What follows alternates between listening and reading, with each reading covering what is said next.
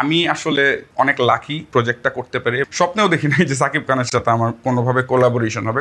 আমারও তো থ্রেট করতেছে এখন, গান না দিলে আমাকে মেরে ফেলবে। রকস্টার সিনেমার সঙ্গে যুক্ত হওয়ার গল্পটা হচ্ছে অফকোর্স শুরু থেকে Azman Rusho, the fantastic director. Azman Rusho হচ্ছে আমাকে একদিন কল দিছে যে ও একটা ফিল্ম করতেছে একটা মিউজিশিয়ান নিয়ে, রকস্টার নিয়ে, সো একটু বসতে চায়।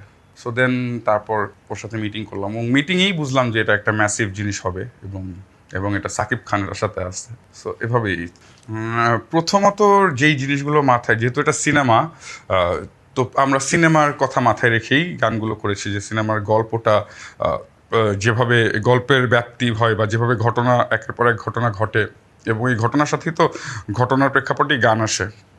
তো আমার কাছে মনে হয় যে গানগুলো লেখার সময় আসলে আমরা বেসিক্যালি গল্পের জন্যই লিখছি, যে গল্পের রিকোয়ারমেন্ট অনুযায়ী, গল্পের মুড অনুযায়ী।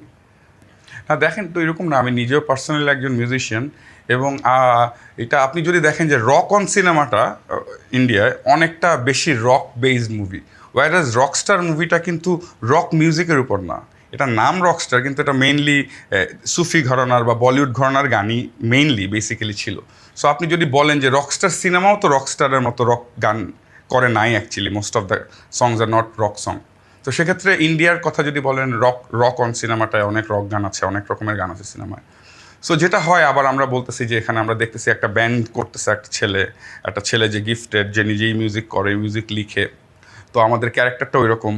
সো এটাই আর কি, যে আমাদের সিনেমার গানগুলো আসলে অন্য সিনেমার কথা মাথায় রেখে এরকম আমরা কোথাও আসলে কখনোই ভাবি না। আমরা ভাবছি হচ্ছে আমাদের সিনেমাটা আসলে কি রিকোয়ার করে, আমাদের সিনেমাটা আসলে কি প্রয়োজন, এই গল্পের কি প্রয়োজন।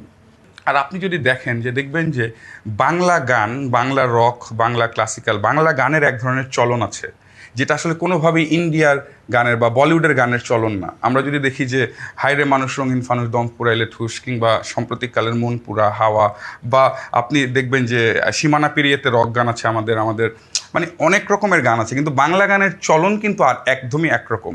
সো আমার কাছে মনে হয় যে আমাদের সিনেমায় এটা অনেক ডাইলুটেড হয়েছে, যে হিন্দি গানের মতো করে আমরা আসলে অনেকবার বাংলা গান বানানোর অ্যাটেম্প করছি, এবং দেখবেন যে এটা হয়তো এক ধরনের ভালো, হ্যাঁ রাইট, এক ধরনের ভালো হয়তো লাগেও, কিন্তু সেটা ঠিক হিন্দি গান কি আপনার ভালো লাগে না? হিন্দি গান তো আমার ভালো লাগে, হিন্দি গানও আপনার দিলে লাগতে পারে, যেমন করে বাংলা একটা গান আপনার দিলে লাগে, কিন্তু ওই যে হিন্দির মতো করে বাংলা গান আমার পার্সোনালি দিলে লাগে না।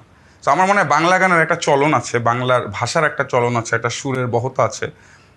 সো ওইটা আমরা আসলে ট্রাই করছি ধরার, যে একটা বাংলা রককে যদি ব্যাকগ্রাউন্ডে রেখে আমরা বাংলা গানের চলনে আসলে গানগুলো করছি। না, আমার মনে হয় যারা রক গান চাবে তাদের জন্যও গান আছে। গান তো ভাই জীবন, জীবন যেমন শুধুমাত্র রক না, জীবন যেমন শুধুমাত্র সুখ না, জীবন যেমন শুধুমাত্র দুঃখ না, তেমনি করে মিউজিকও তো শুধুমাত্র রক না, মিউজিকের আরও। তো এই সিনেমা আমরা যেটা বলছিলাম, যে একটা যেহেতু আমরা রকস্টার ক্যারেক্টারেরই সিনেমা, সো আমরা রক গান আছে সিনেমায়, কিন্তু সিনেমার ধরন অনুযায়ী সিনেমা অন্যান্য গানও আছে, এবং এগুলো সবগুলাই অরিজিনাল, সবগুলাই আমাদের নিজস্ব বাংলা গান। এটা কিন্তু ধরেন একটা দর্শক বা একটা সাকিব খানের যে ফ্যান, যা সাকিব খানের যে ভক্তকুল আছে, ওদের এই আশাটা করা অমূলক না, ওরা আশা করতেই পারে, কারণ ওদের সবচেয়ে বড় স্টার আমাদের দেশে সাকিব খান। সো ও যখন ভাববে, যে ও ভাবতেই পারে এরকম, কিন্তু এটা কি আসলে প্রয়োজন নাকি আমাদের সিনেমায়, এটা একটা কথা। দ্বিতীয়ত কথা হচ্ছে যে আমাকেও অনেকেই বলছে যে আরও তো অনেক সিঙ্গার ছিল, এটা তো প্রথমত আমার ডিসিশন না, এটা পরিচালকেরই ডিসিশন যে কে কী গান গাবে না গাবে। কিন্তু তাও যে অনেকে তো আছে ভালো গান গায়, যেমন আমাদের সমসাময়িক আর অনেক আর্টিস্ট আছে যারা গাইতে পারতো, এবং আমি বিশ্বাস করি তারা গাইতে পারতো। কিন্তু আমি সাকিব খানের ফ্যানদের উদ্দেশ্যে বলবো যে আমি আসলে অনেক লাকি এই প্রজেক্টটা করতে পেরে, এবং সাকিব খান, আজমান রুশো আমার উপর ভরসা করেছে, এবং আমার গান শুনে তাদের ভালো লেগেছে। এটা আমার জীবনের অনেক বড় একটা প্রাপ্তি, এবং আশা করব দর্শকদেরকেও আমি নিরাশ করবো না। আমি আসলে কখনোই ভাবি নাই, আমি এর আগে একটা ইন্টারভিউতে বলছিলাম যে আমি অ্যাকচুয়ালি স্বপ্নেও দেখি নাই যে সাকিব খানের সাথে আমার কোনোভাবে কোলাবোরেশন হবে, কারণ আমাদের দুইজনের পথ দুই রকম। সো এটা যখন হয়েছে, তো যেটা হয়, আমি তো বাংলাদেশি মিউজিক করতেছি, এবং বাংলাদেশের সবচেয়ে বড় স্টার সাকিব খান, আমি অনেক হ্যাপি, আমি অনেক এক্সাইটেড, অনেক ডিলাইটেড যে এই কাজটা আমি করতে পারছি, এবং এই অপরচুনিটি আমি পাইছি। So that's it. আমার কাছে তো সাকিব খানের এই রকস্টার সিনেমার আগে আমার সাথে ওনার দেখা হয়নি। তো এই সিনেমার সুবাদের শুরুতে প্রথমে হচ্ছে ওনার বাসায় গেছিলাম, গিয়ে আমরা গিটার বাজানোর এক্সচেঞ্জ করছি। সো আমি একটু অবাকই হয়েছি, যে আমার কাছে মনে হচ্ছে যে ধরেন মানুষ তো কুমির না, যে অনেকে সাকিব খানরা বলে সাকিব উনি এরকম, উনি তো মানুষই, মানে আসলে যে কুমির হইলে একটা কথা, কুমির ভাত খায় হাত দিয়ে, আর কুমির পানি এনে দিল আমারে। সো সাকিব খান যেহেতু কুমির উনি যেহেতু মানুষ এবং উনি একটা বড় স্টার, যেটা আমার ভালো লাগছে যে উনি অনেক ডাউন টু আর্থ মনে হয়েছে আমার কাছে, যে এবং he is very as an artist হিসেবে উনি অনেক সিনসিয়ার, অনেক হার্ডওয়ার্কিং, এবং উনি আই থিঙ্ক একটা ভিশনারিও, ওনার মধ্যে একটা ভিশনও আছে যেটা উনি দেখতে পায়, যে হুট করে অ্যাকশন সিনেমার বাইরে এসে রকস্টার করা। তো I think he has that kind of vision and he is a very nice guy. আমার ভালো লাগছে আমার।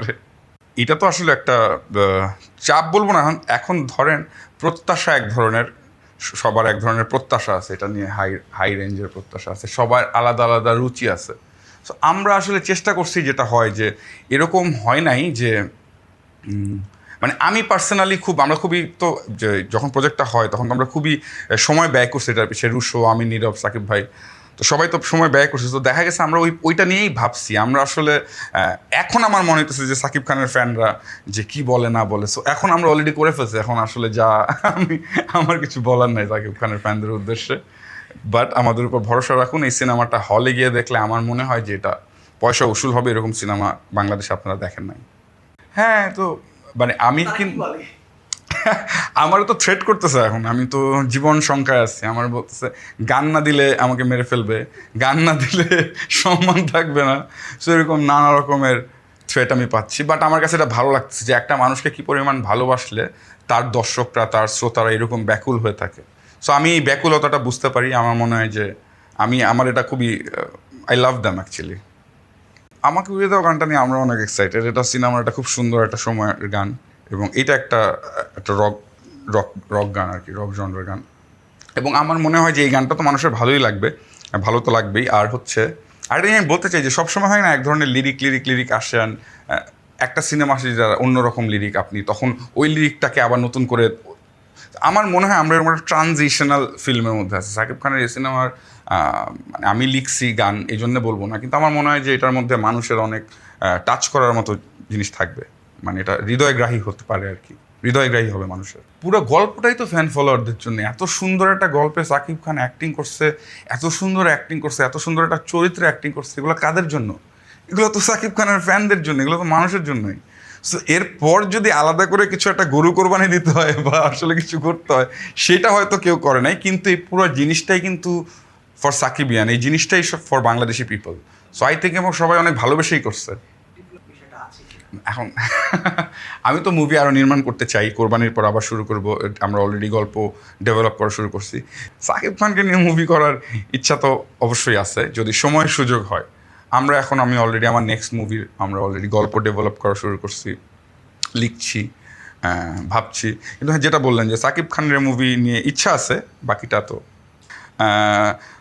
ভবিষ্যৎ পরিকল্পনা বলতে আমার ভবিষ্যৎ কিন্তু আমার দেশের ভবিষ্যতের সাথেই জড়িত, আমার ভবিষ্যৎ কিন্তু আমার পৃথিবীর ভবিষ্যতের সাথে জড়িত।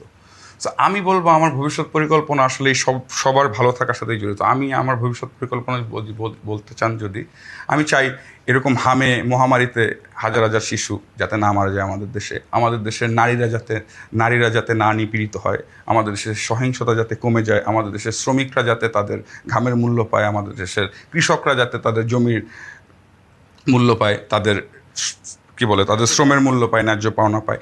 এইগুলোর মধ্যেই আমাদের ভবিষ্যৎ। এবং পৃথিবীর ভবিষ্যৎ পৃথিবীর ভবিষ্যৎ যদি বলতে চাই, এত যুদ্ধ আসলে চাই না, এত মানুষ মারা আমরা চাই না। এটাই, এই সমস্ত ভবিষ্যৎ যদি ঠিক থাকে, তাহলে আমি আমার গান মনের আনন্দেই গাবো, আমি আমার সিনেমা মনের আনন্দেই বানাবো।